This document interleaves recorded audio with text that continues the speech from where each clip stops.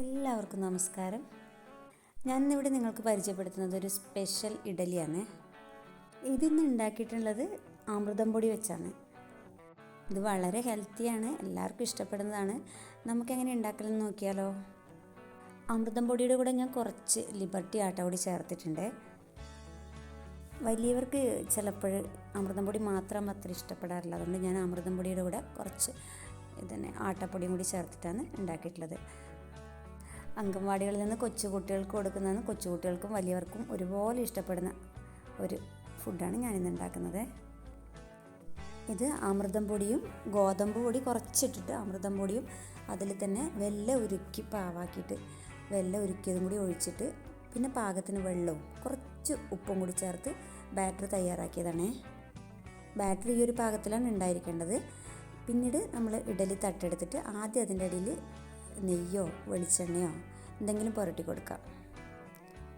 സാധാരണ ഞാൻ നെയ്യാണ് ഒഴിക്കാറ്, ഇന്ന് ഞാൻ ഇതിൽ എണ്ണയാണ് ഒഴിച്ചിട്ടുള്ളത്.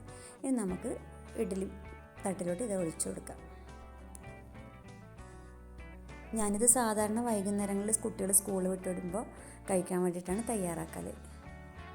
വിശന്ന് വരുന്ന സമയമായിരിക്കുമല്ലോ അപ്പോൾ ബേക്കറി കഴിക്കുന്നതിനേക്കാളും നല്ലത് ഇതുപോലെയുള്ള നല്ല എന്തെങ്കിലും സാധനം കഴിക്കുന്നതാണെന്ന് വെച്ചിട്ട് ഞാൻ പെട്ടെന്ന് എളുപ്പത്തിലാവുന്നതുമാണ്. അതുകൊണ്ടും കൂടിയാണ് ഞാൻ ഇത് ഇഡലി വൈകുന്നേരം ആക്കി കൊടുക്കുന്നത്. ഞാനിന്നിവിടെ ഇഡലി കുക്കറിലാണ് ഉണ്ടാക്കുന്നത്, അതാകുമ്പോൾ പെട്ടെന്നാവുമല്ലോ. അപ്പോൾ നമ്മൾ മാവൊക്കെ ഒഴിച്ച് കഴിഞ്ഞു. ഇനിയിതിപ്പോൾ നമുക്കൊന്ന് വേവിച്ചെടുക്കാം. വളരെ പെട്ടെന്ന് തന്നെ കുക്കറിൽ ഇത് വേവിച്ചെടുക്കാൻ പറ്റും. വെള്ളം നന്നായിട്ട് തിളച്ചിട്ടുണ്ട്. ഫ്ലെയിം കൂട്ടി കൊടുത്തിട്ട് തന്നെ ഉള്ളത്. കുക്കർ വിസിലൊക്കെ വന്നു, ആവിയൊക്കെ വരാൻ തുടങ്ങി. അപ്പോൾ നമുക്കൊന്ന് തുറന്ന് നോക്കാം, എന്താ ആയോ നോക്കാം. ഇതാ ഇഡലിയുടെ റെഡി ആയിട്ടുണ്ട്. ഇത് കാണാൻ അട്രാക്റ്റീവും കൂടിയാണ്. അതുകൊണ്ട് കുട്ടികൾ അമൃതം പൊടി ഇഷ്ടമില്ലാത്ത കുട്ടികൾ വരെ ഈ രൂപത്തിൽ ഗോതമ്പ് പൊടി കൂടി ചേർത്തിട്ട് ഇതുപോലെ ആക്കി കഴിഞ്ഞാൽ വളരെ ഇഷ്ടത്തോടു കൂടി കഴിക്കും. ഇത് അട്രാക്റ്റീവ് കൂടിയാണല്ലോ. ഇഡലി വാങ്ങി വെച്ചതിന് ശേഷം ഞാനിതിൻ്റെ മുകളിൽ കുറച്ച് തണുത്ത വെള്ളം തളിച്ചു കൊടുക്കുന്നുണ്ട്. വൃത്തിയിൽ അടർത്തിയെടുക്കാൻ വേണ്ടിയിട്ടാണ് ഇങ്ങനെ ചെയ്യുന്നത്. നമ്മുടെ ഇഡലി ഇതാ നല്ലോണം ആറിക്കഴിഞ്ഞിട്ട് ഇതാ അടർത്തിയെടുത്തിട്ടുണ്ട്. നോക്കി, കാണാൻ നല്ല ഭംഗിയില്ലേ. ഇത് നല്ല ടേസ്റ്റുമാണ്, കുട്ടികൾക്കൊക്കെ വളരെ ഇഷ്ടപ്പെടും. വലിയവർക്കും അതുപോലെ തന്നെ നല്ല ഇഷ്ടപ്പെടുന്ന ഒരു ഇഡലിയാണിത്. വളരെ ഹെൽത്തിയാണ്.